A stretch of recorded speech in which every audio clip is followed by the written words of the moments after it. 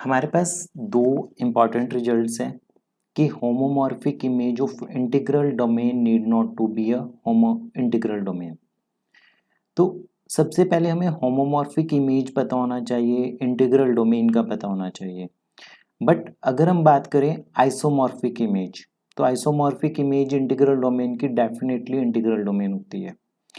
यहाँ पे हम एक काउंटर एग्जांपल के साथ प्ले करेंगे, पर उससे पहले हम एक समझते हैं अपना जो बेसिक वाला पार्ट है कि अगर आपके पास ये रिंग आर दी हुई है और ये रिंग आपके पास अगर आर डैश दी हुई है, यहाँ पे आप एक मैपिंग ड्रॉ करोगे, एफ एक मैपिंग होगी। इस मैपिंग को हम होमोमॉर्फिज्म कहेंगे अगर आपके पास ये दो प्रॉपर्टीज सेटिस्फाइड होती है, that is f of x plus y equal to f of x plus f of y. Second property f of x into y equal to f of x into f of y के बराबर हो। अगर ये दो properties proof हो जाती है तो हम मैपिंग को होमोमॉर्फिज्म नाम देंगे।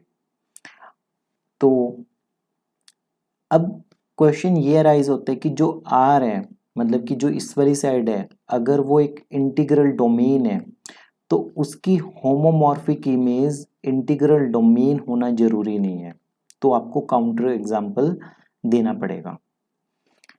तो इंटीग्रल डोमेन समझते हैं पहले, क्योंकि हम इसमें काउंटर एग्जांपल ही देंगे।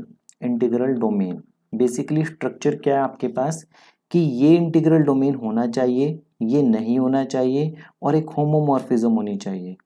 तभी तो हम कहेंगे कि homomorphic image of integral domain is not integral domain. तो इंटीग्रल डोमेन आपके पास क्या होते हैं, एक कॉम्यूटेटिव रिंग होती है, एक कॉम्यूटेटिव रिंग होती है विद यूनिटी, ठीक है, विद यूनिटी, जिसमें जीरो डिवाइजर्स नहीं होते, विदाउट जीरो डिवाइजर्स, जिसमें जीरो डिवाइजर्स नहीं होते। अब ये वाली चीजें हम रिंग्स वाले चैप्टर में काफ़ी अच्छे से कर चुके हैं, बट मैं फिर भी बता देता हूँ। जीरो डिवाइजर का मतलब होता है कि अगर आपके पास दो नॉन जीरो नंबर हो, ए भी नॉन जीरो हो, बी भी नॉन जीरो हो, बट उनका प्रोडक्ट जीरो आ जाए, तो इसका मतलब कि जीरो डिवाइजर्स तो हैं, हमें चाहिए कि नहीं होना चाहिए।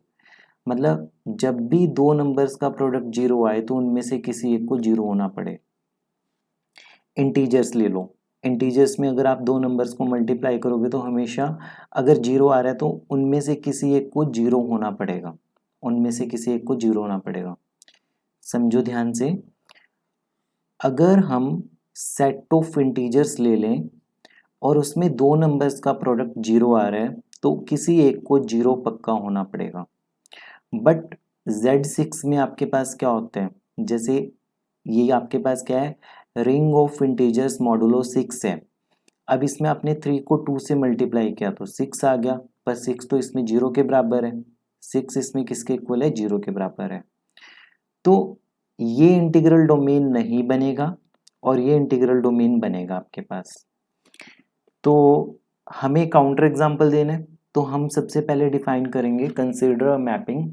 तो हमने डिफाइन किया consider a map, simple consider map f from Z to Z6, ठीक है। कैसे मैप हो रहा है कि यहाँ पे अगर कोई भी एलिमेंट है एफ ऑफ एन तो वो आपके पास इंटीजर मॉडुलो 6 पे मैप हो रहा है for all n belong to integers, ठीक है। मतलब कि आपके पास क्या हुआ कि एक नंबर आपने इंटीजर यहाँ से पिक किया, इसकी इमेज किस में आएगी, Z6 में। Z6 में हमें पता है सिर्फ 6 एलिमेंट्स, ये 0 1 2 3 4 5, ठीक है। तो ये इंटीजर मॉडुलो 6 बन जाएगा, ये क्या बनेगा, इंटीजर मॉडुलो 6 बनेगा आपके पास। तो सबसे पहले फर्स्ट स्टेप होमोमॉर्फिज्म प्रूव करना है। तो वी विल सबसे पहले लिख देते हैं हम कि वी विल प्रूव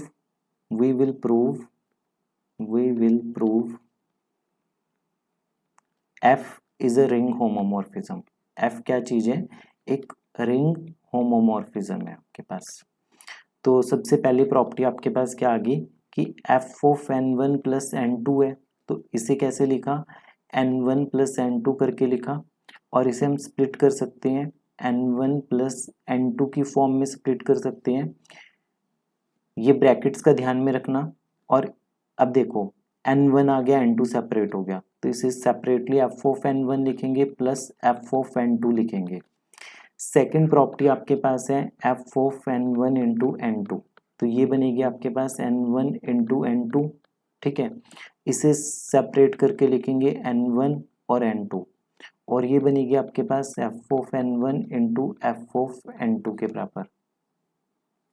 तो यहाँ से क्लियर है, क्लियरली जो f है वो आपके पास एक इंटीग्रल डोमेन है। वो क्या है, सॉरी, रिंग होमोमॉर्फिज्म है। f is clearly a ring homomorphism, f is ring homomorphism, ठीक है। तो पर इंपॉर्टेंट चीज क्या है कि हमें पता है कि z भी एक इंटीग्रल डोमेन है। हमें क्या पता है कि z is also integral domain, z is integral domain, z is integral domain, but we know that but z6 has zero divisors, z6 में क्या चीज है, जीरो डिवाइजर्स है, ठीक है।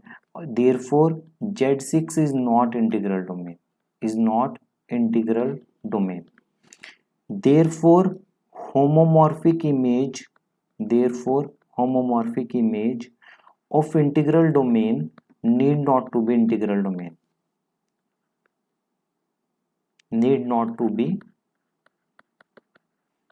Integral domain.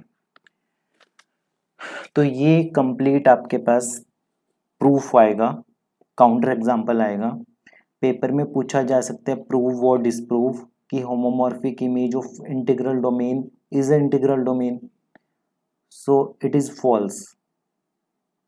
सबसे पहले एक मैपिंग डिफाइन करनी है। स्ट्रक्चर हमने पहले समझ ली थी कि एक इंटीग्रल डोमेन इस साइड लेना है और इस तरफ हम ऐसी रिंग लेके चलेंगे कि जो इंटीग्रल डोमेन ना हो, जो इंटीग्रल डोमेन ना हो। मैपिंग ये डिफाइन कर दी, इसका कोई number n equal to n modulo 6, ये ब्रैकेट का ऑटोमेटिकली मतलब है कि ये नंबर z6 में बिलोंग करते हैं। तो हमने ये प्रूव करना था रिंग होमोमॉर्फिज्म में, दो स्टेप्स ये हो गए। अब उसके बाद आपके पास फाइनली कि होमोमॉर्फिक इमेज नहीं है इंटीग्रल डोमेन। बट अगर यहाँ पे आइसोमॉर्फिक वर्ड आ जाता है, isomorphic image, in that case isomorphic image of integral domain will definitely be integral domain. ये हम प्रूव करेंगे नेक्स्ट वीडियो में। तो होपफुली आपको ये समझ आया होगा। कोई भी डाउट है कमेंट बॉक्स में लिख सकते हो। मिलते हैं अगली वीडियो में।